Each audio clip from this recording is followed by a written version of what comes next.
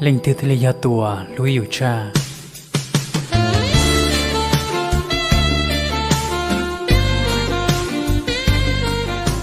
do ai thì giờ nông lo lù nọ trò sơ đời tới giờ y lên nhà mấy lo lù té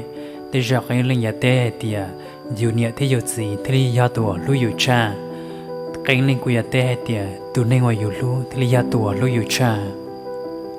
giờ linh đàn hôn nó của là thả say ra đã nên lù luồng đợi tụi chính nên trò bây giờ đã tấm lòng ok. Okay.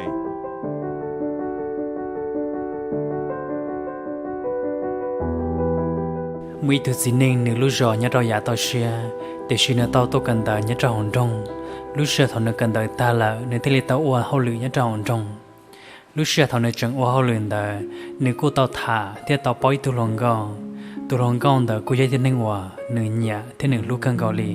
giờ lên đợi nên thế là tao ua soi chả soi ya sao cho tu lòng gòn chút soi rào thao nửa chó nhẹ li tao lò nửa giờ tao cho là vô không cho tu lòng gòn xì thì giờ tao cho tụi lòng gòn tao muốn nó mò cho tới lúc khử hòa rau mò gà cá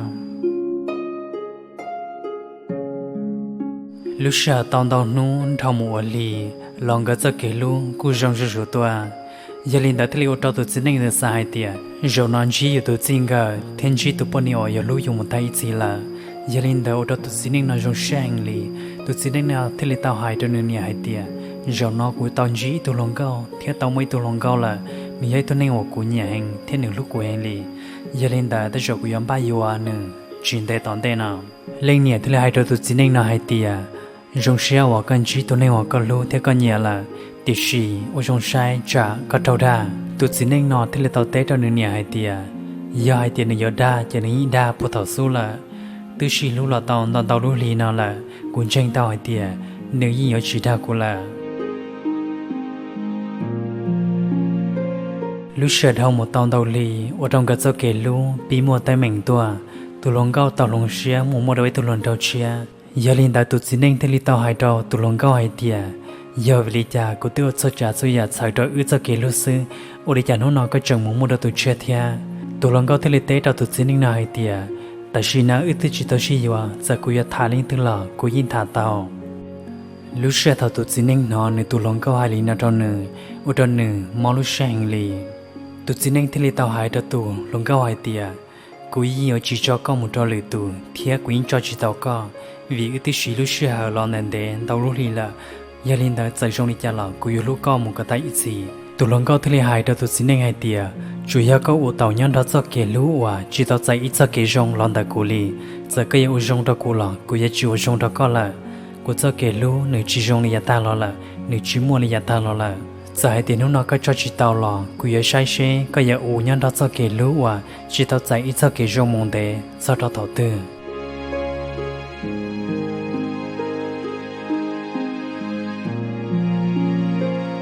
lúc xưa đầu món tao nu tụ lòng gạo cua phê rủ đó tụ chính nên nó xứ mùi nu lúc xưa tao tụ chính nên nó ta tao ao lử tụ chính nên nó thì tao có tông lọt trào tụ lòng gạo thế nữa thì tao nông tụ lòng gạo hai tia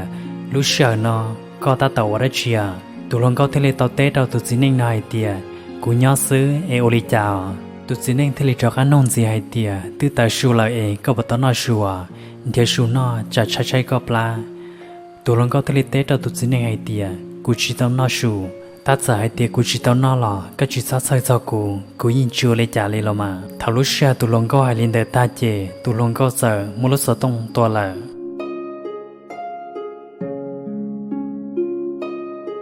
lúc xưa đầu một ít bia tụi chính này nó cũng nó lúc sợ tông qua thêm trò toa tụi chính này nó trong xe hai tia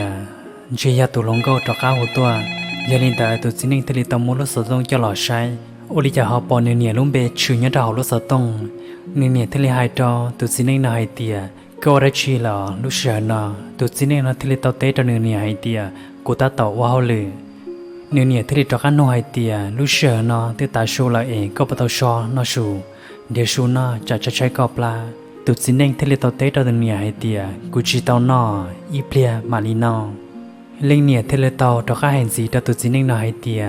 lúc chạy tại chuyện nó giờ lúc chạy tu na là ít trả cho hai tiền lá hồ lử trò cá tu là na nó chỉ tiền tàu cầu sôi sông chả mò na tụt xin nên nó thì tao tết cho nửa nửa hai tiền ô linh ta à nửa nửa thì tao hai đợt tụt xin nên nó hai tiền hồ tuần đó cả thà lý nào xứ em mà lý sinh chi đùa lì rào nhà rồng con à chị linh nhẹ giờ muốn sử dụngตัวlà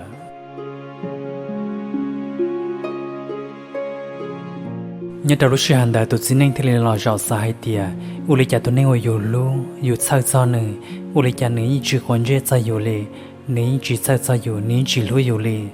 แต่ชิวu lý cha tụi nên ngồiอยู่chỉ nhớ cá sát saoอยู่chỉ nhớ cá sao sao u lý cha nữa họ sao saoอยู่nữa họ chẳng luอยู่giờ linh đại chỉ lúc xưa hành đại lò tụi xin nên thì tao ấy xia cho tụi lòng cao mua là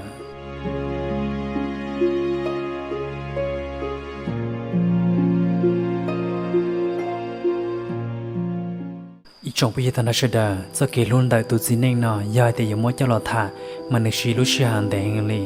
แต่xí cũng mới cho lọ thả là lù lì nó, đặc biệt là tôm lòng sữa, sau đó khỏi tiêu khỏi kề bao, đặc biệt tụ kinh, giờ thì giờ nông ai tiệt, lên từ từ giờ tua, lú yêu cha. giờ yếu mà hay là chị, như giờ yếu nhẹ thấy yếu gì, như giờ tụ lú yêu cha, thấy lú yêu tàu đua, lử tụ. Yêu nhẹ yêu gì, yêu lúa yêu bắt đầu yêu trường mẹ, đó yêu nhau bắt đầu trường mẹ, là sao đó ta xin nó, sao đó tao lo, thì ở nhau đó yêu một tay gì, yêu lúa yêu một tay gì, thì sự sẽ kể luôn đời này thế gì, ôm một đời yêu đó, chú yêu lúa tạ li, yêu lấy tôi mình nhỏ xưa, yêu linh đó là yêu lấy tôi mình nhỏ trẻ lấy lúa yêu cơn cầu li, ta chỉ thâu linh đó là nếu cũng một phèn trong đó, tôi nên ở yêu lúa, tôi nên ở lúa yêu, là hai để tôi xin nên, tôi bao nhiêu yêu lò lúa yêu, nhớ đầu lúa nên ở nhà tòn thế. Giờ thì nó con chỉ tụi nên hòa, còn lúc thì tiền là nhiều nhát trong được cái xa, nhiều giá trị đó có, số lúc sau đó có, và sau câu yêu kề, cho kề lúc cho kề hòa giá trị thiết thật gì tao,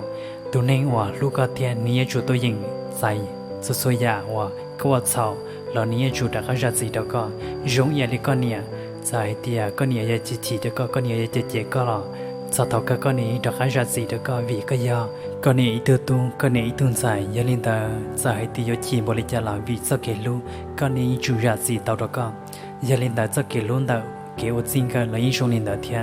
gia thì nên lúc có thiệt là giờ này chỉ đó con một lý do là ino toàn thế này đã khai trong đó con ấy đã khai ra gì đó có gia thì nó có chừng mua xia có chừng bông lúc có mua sai tao hay thiệt có chừng chỉ tao chỉ tao này hoàn nửa lúc có thiệt cái chỉ tận chỉ tụi nên uổng nếu sao nhớ đến được cái ý sáng nếu tôi yên ra gì tao đó có lúc xưa tao có ở đây à ở chỉ học nên lúc xưa nếu nó giải thì có món xưa là lò ở tiền thiệt mua là tận đây in nước tươi như chuẩn chỉ tụi chính nên lúc có giống như lấy cái gì lúc có ở tiền thiệt mua là tận đây in nước tươi cái chuẩn chỉ tụi bọn nhiều lúc có giống như lấy cái nhiều lúc có giải thì cái yếu đó có nhiều quan tao giàu là lò cái này chừng ra gì đó có vì cái này ít tu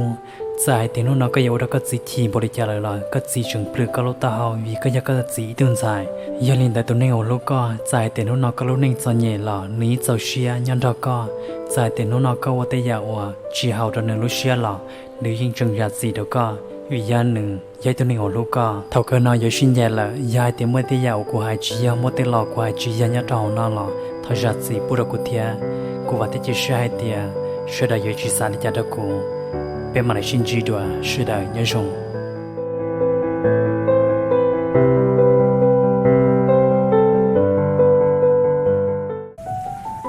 thầu của trường mẹ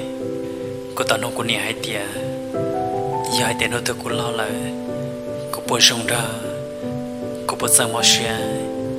của bố yêu mò nhia của nè tao tết đó của hai tia luôn nên tao tết chưa muốn đi tên chế bỏ tao cả chân non ta có thể lấy bao giờ linh ta nó có bao lại tia cô sống đi cha cô giờ linh tê cô ta tàu ra chi